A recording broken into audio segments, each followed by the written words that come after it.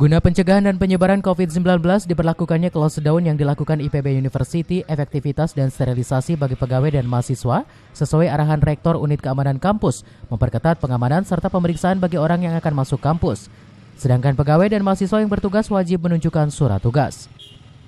Hingga saat ini masih adanya mahasiswa yang sedang menunggu tiket kepulangan, pemeriksaan gencar dilakukan hingga waktu yang sudah ditetapkan. Kita laksanakan dengan persuasif, edukatif, fleksibel lah.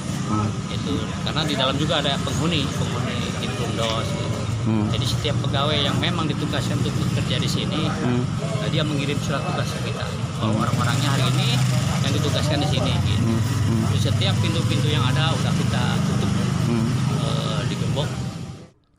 Sementara itu, Muspika Kecamatan Dramaga dalam minggon singkat mengumpulkan para kades dan kader PKK untuk mensosialisasikan pencegahan COVID-19 dengan menghadirkan tenaga kesehatan baik puskesmas dan juga rumah sakit.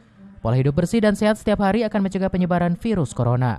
Bisa ada, apalagi mendengar yang masyarakat sekitar, tapi kondisi terakhir yang bersangkutan sendiri kan sudah dibawa keluar.